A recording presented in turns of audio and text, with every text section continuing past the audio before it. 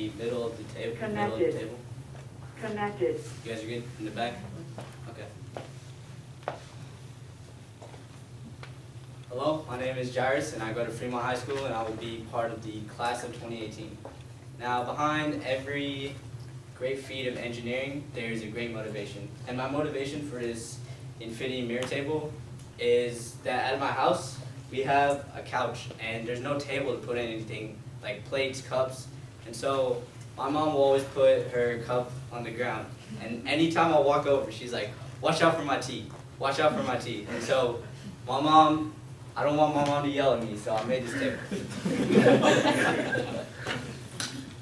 Now, before I continue on with my project, I just want to specify what my extensions of my project are and what my main project was. My main project was just making the table with the mirror, and I added in a feature that allows the lights in the table. You can't see them yet, I'll explain it later. The lights in the table will actually go to the beat of the music. And the way the table actually works is there's two mirrors, and there's LEDs in the middle, and one of the mirrors is see-through. So if you've ever seen two mirrors, they reflect each other infinitely, and the LEDs will actually be shown infinitely. And before I start this, just imagine that so that we can see if your imagination is close to reality. Before I start though, I need a song. Does anybody have a song they would like to play? Thriller. Oh, I'm sorry, raise your hand. Okay, never mind. I have to explain this. So my project doesn't actually work perfectly yet. So what I actually had my mom do is I told her, raise your hand and choose a song. I'm pretty sure it'll work for Thriller, but I'm going to choose my mom first. Go ahead. Redbone. Redbone, okay. Good choice. Redbone.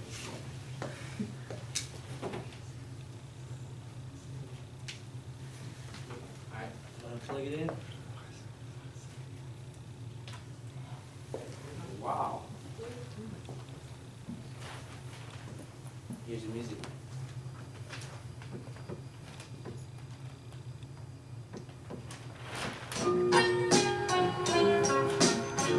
Now I made this during July, so July 4th, we got red wine glue right there. And it broke already. So.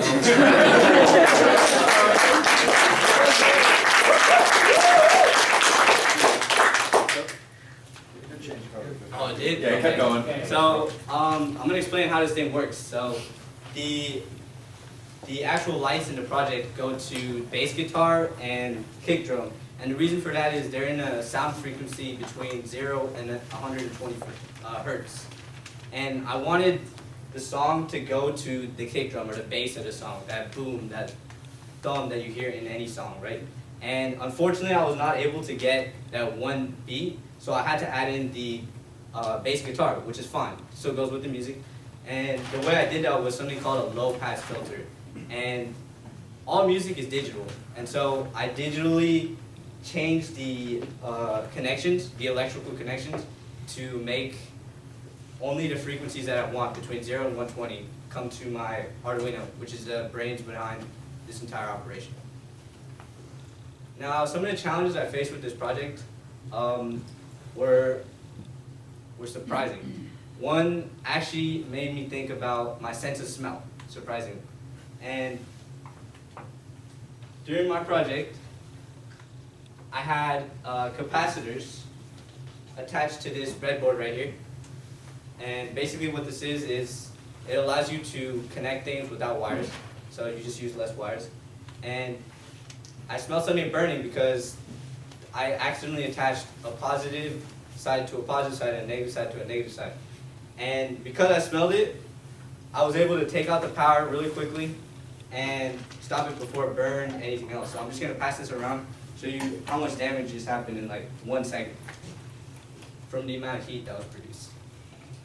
So just pass that around. Now reflecting on my experience at BlueStamp, I've learned a lot of new things. I've reviewed a lot of my code, and I'm actually taking AP Computer Science next year at my school, so reviewing the coding in the Arduino has really helped me, and thank you for listening.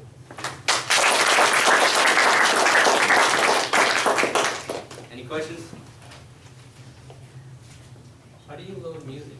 How do I love music? So the way I have this set up is actually I have a Bluetooth device connected to my phone, and then that goes through a splitter. Hold on, I'm just gonna take this out and show you guys. That goes through a splitter, and then one goes into the speaker. The other one goes into my low pass filter.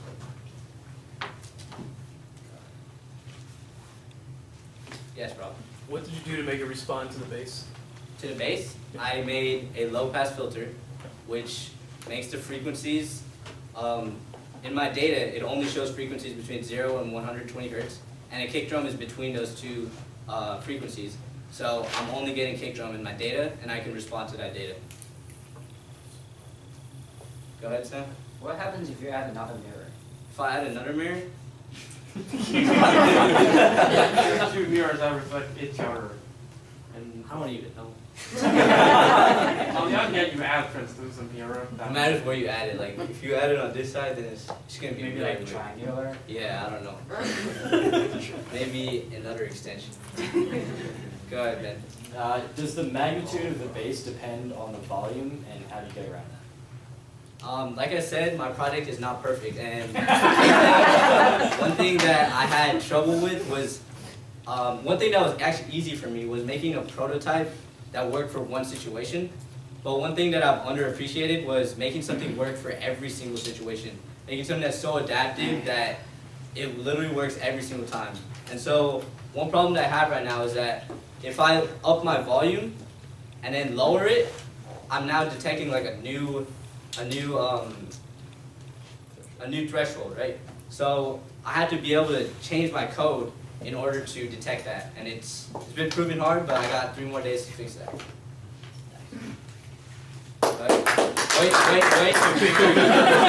What did you use to build the low pass filter? What did I use? I used.